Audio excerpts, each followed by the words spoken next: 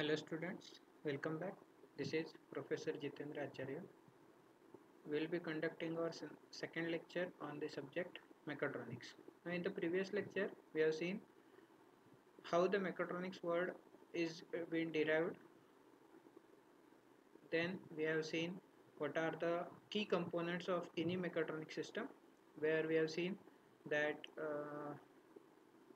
a physical mechanical system, then actuators and sensors which are part of electrical engineering, then microprocessors, microcontrollers are the part of electronic engineering, and then the computational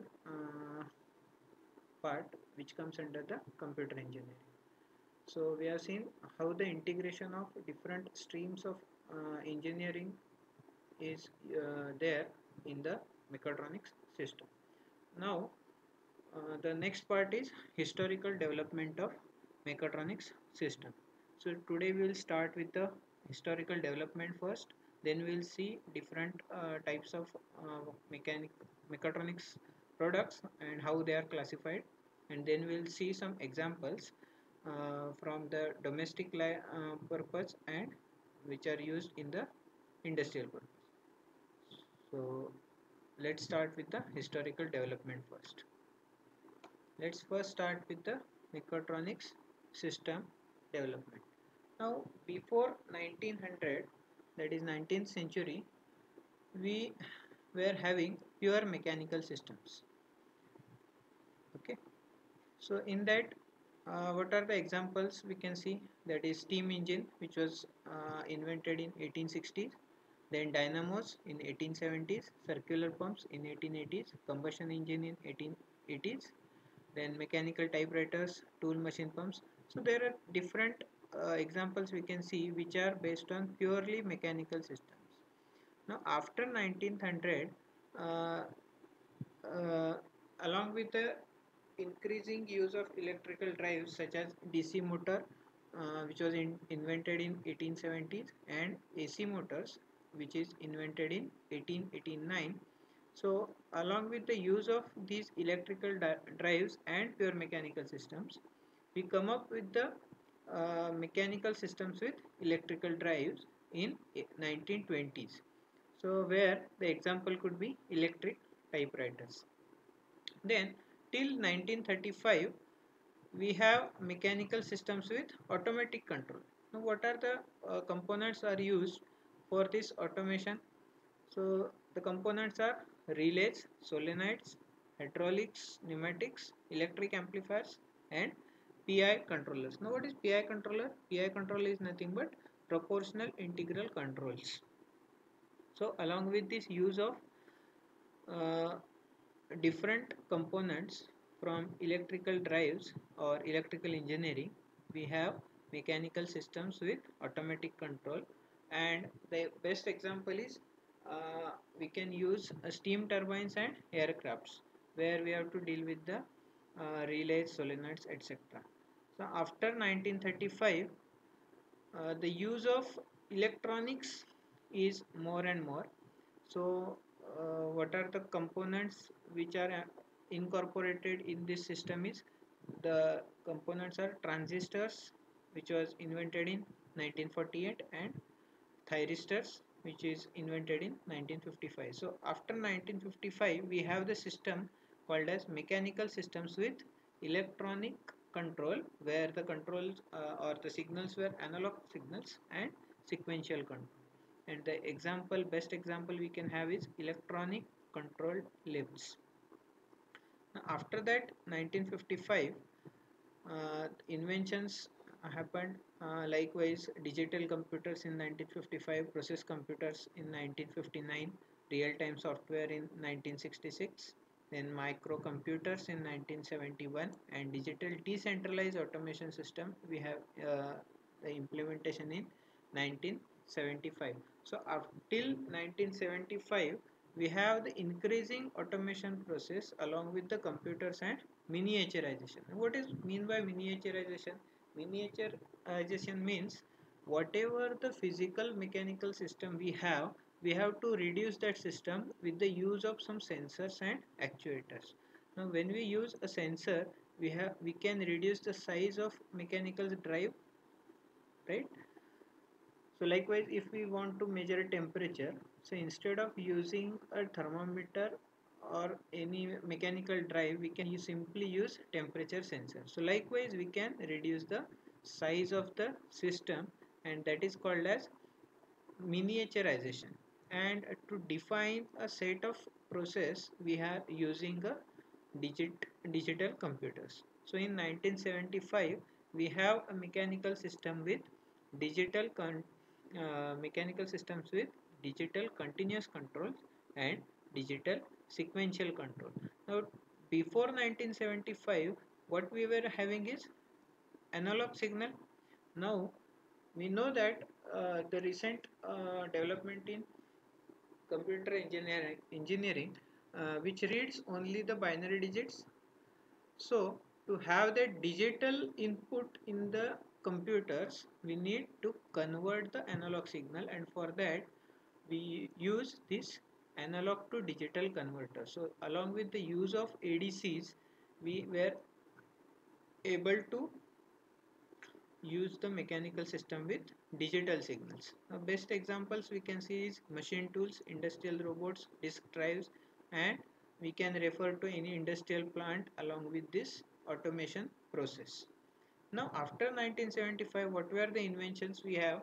The inventions were microcontrollers in 1978, personal computers in 1980s, then process feedback systems, then actuators and sensors, and integration of computers. So along with this increasing integration of process and microprocessors, the whole system is been now integrated with the all streams of engineering, and the system is called as mechatronic systems. Now in the previous lecture itself we said that after 1970s there is a more and more usage of automate automation process.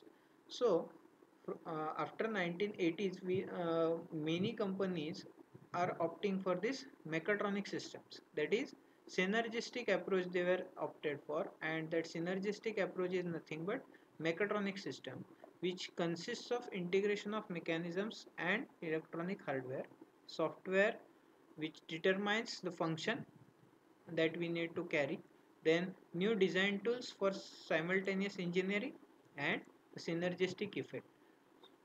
So around 1980s we were having a complete mechatronic systems, and after 1980s the examples we can easily see as mobile robots, computer integrated manufacturing, automotive control, and magnetic bearings. Okay, so this is historical development of electronics system. Moving on to the next topic, that is advantages and disadvantages of mechatronics. Now let's see first the advantages. First advantage is products are cost effective and of good quality, achieves performance characteristics which are difficult to attain without synergistic approach. Next, higher degree of flexibility. Next, greater extent of machine utilization. Next, due to integration of sensors and control systems, capital expenses are reduced. Next, due to intelligent self-correcting sensory and feedback system, we have higher productivity and higher quantity and producing reliability. Now, what is meant by performance characteristics achievement which were difficult to attain without synergistic approach? Now in the historical development we have seen that till 1970s we were producing or manufacturing each and every component separately. Now after integration of different streams of engineering, we can simultaneously produce or manufacture different parts at same time, and that approach is nothing but synergistic approach. So without synergistic approach, whichever the products are were difficult to manufacture, we can easily manufacture now at the very reduced production time.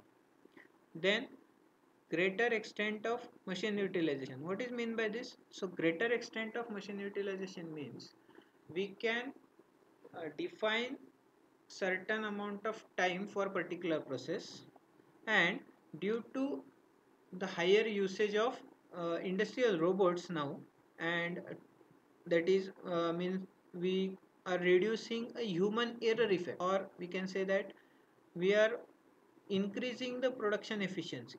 So we can improve the time which is saved by the reducing human errors. That's time we can use for the higher production. So this is nothing but greater extent of machine utilization.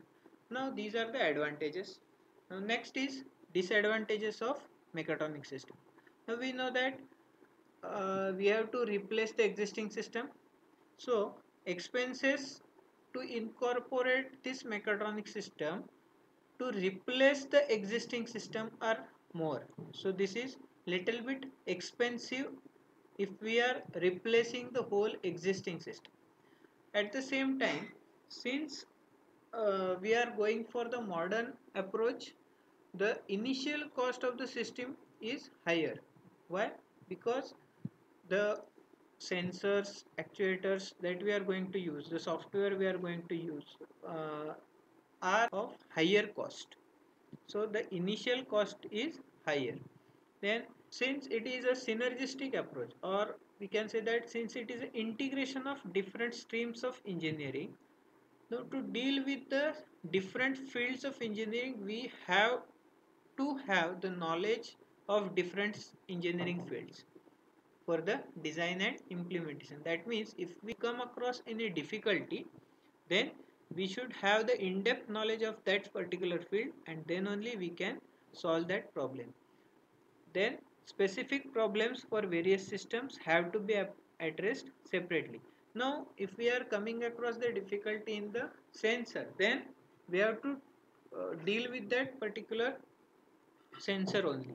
We cannot say we cannot replace the complete system for that particular sensor. So each and every problem of particular system we have to address it separately. Then next is classification of mechatronics products.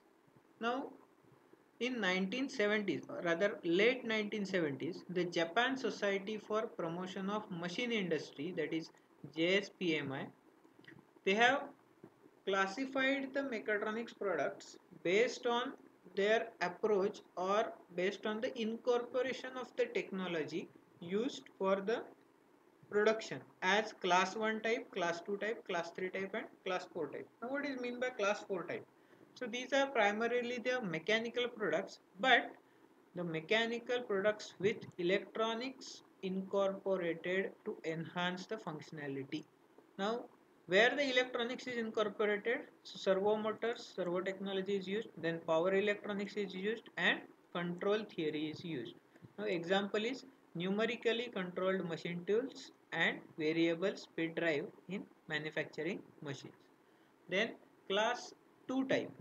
Now again these are the traditional mechanical systems, but what is the difference? So the difference is internal devices are updated with the incorporated electronics parts without altering the external interface.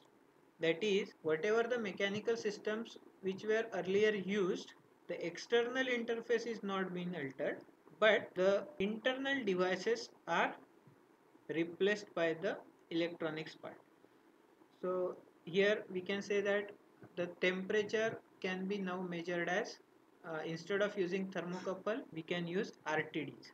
So sensors are used. So class 2 products are enabled by the availability of early computational and memory devices and custom circuit design capabilities. An example is modern sewing machine automated manufacturing systems. Then next is class 3 type products. Now here the system that retains the functionality of the traditional mechanical system, but the internal mechanisms are now replaced by the electronics. Now these are heavily relied on the microprocessors and integrated circuits to replace mechanical systems, and the example is digital watch. So the whatever the function a particular device has to perform, that function is to be attained by the electronics part. Okay, now here if we consider the example of watch, we can say that we are the function is not altered, that is to give you a time, but whatever the display that we are observing on the time is been now replaced by the digital numbers. So the signal, output signal is altered by the digital part instead of analog. Now the class 4, that is the products designed with the mechanical and electronic technologies through synergistic integration. That now that means whatever the class 4 we are going to see is the truly mechatronic systems. So the true beginning of mechatronic systems through integration of mechanical systems, control theory, electronics and computer engineering. Now example could be photocopy machine, intelligent washing machine, dryers, vacuum cleaners. Now, there are a number of examples we can look into. Now the next part is we'll see the mechatronic system examples. First we will see domestic examples, that is 4-stroke engine and photocopy machine, and then we'll see Lego NXT and toddler.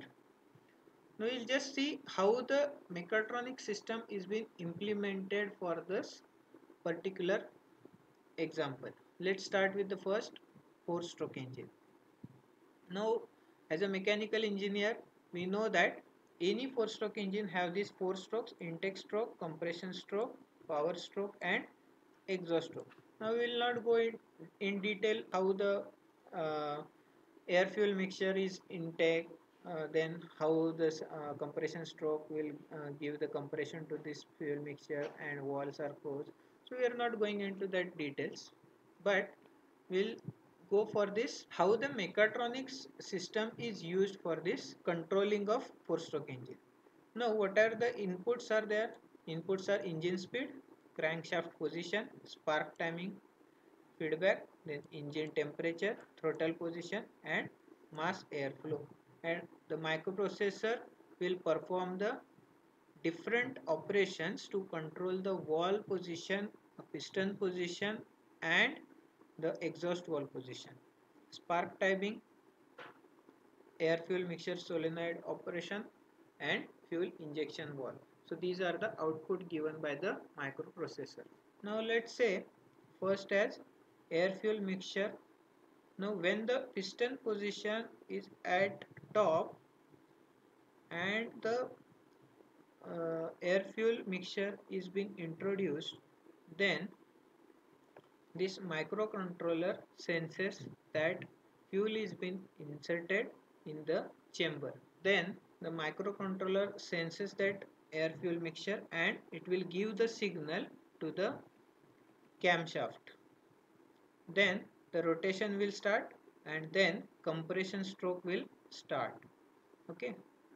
Now how this sensor will operate? So sensor will operate after this air fuel mixture intake. Since piston is coming to the bottom of this piston cylinder assembly, now there is one sensor at the bottom. After reaching that position, the sensor will give the output to the controller that the air fuel mixture intake valve has to be closed.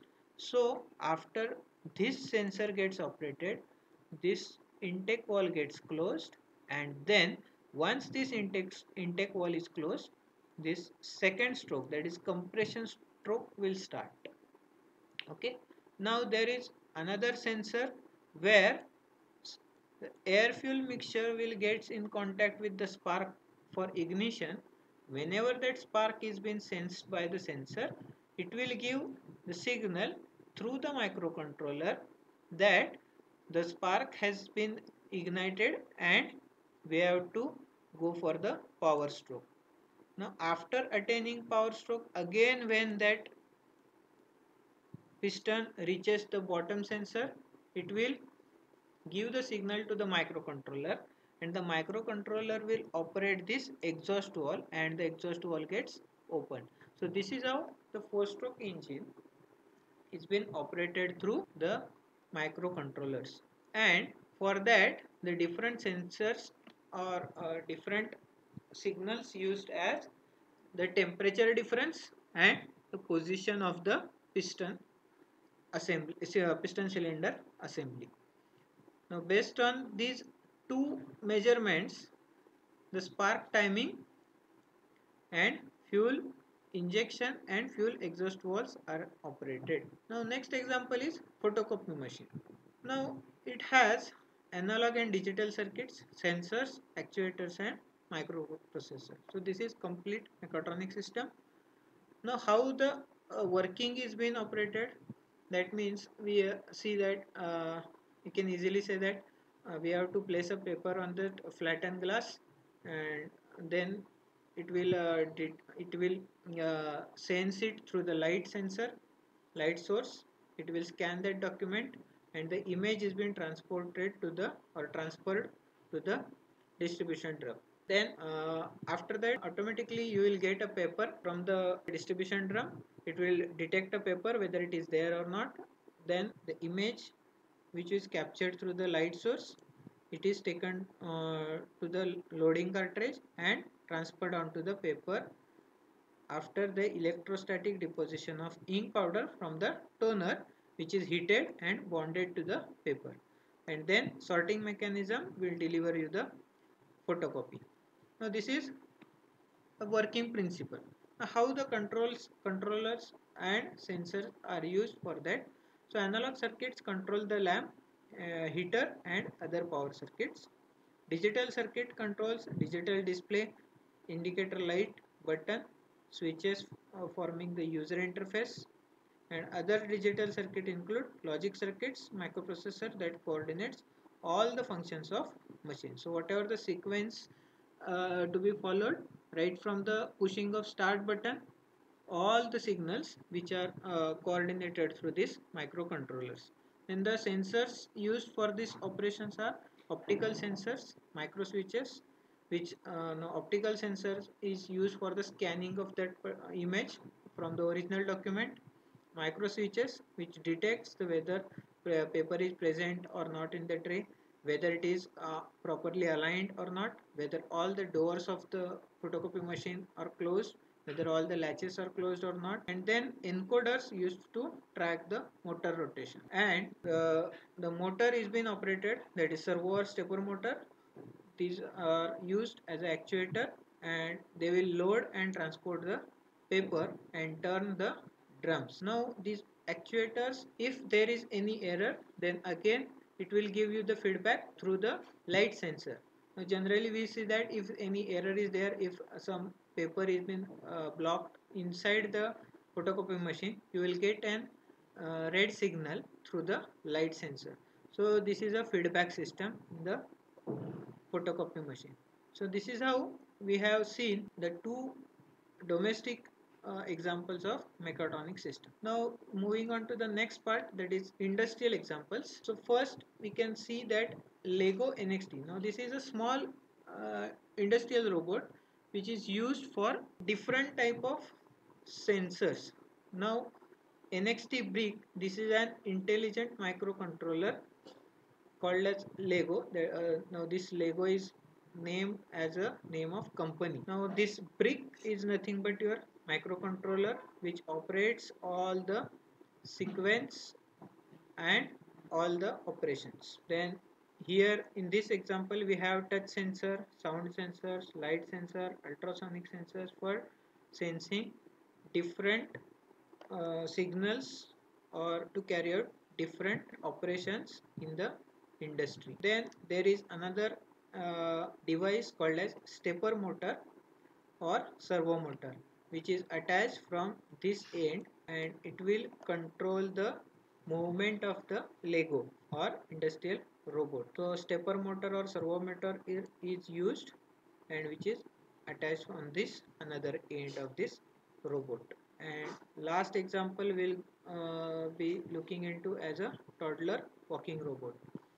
Now again this consists of actuators as servo motors and sensors, that is IR and bumper sensor for obstruction detection, then compass for orientation detection, accelerometer for any tilt detection, and ultrasonic sensor for range detection. And of course microcontroller, it has to be there, basic STAM2 module for controlling or sequencing of the all operation. So these are some examples from industrial part. So thank you. We'll see the next part in the next lecture. Thank you.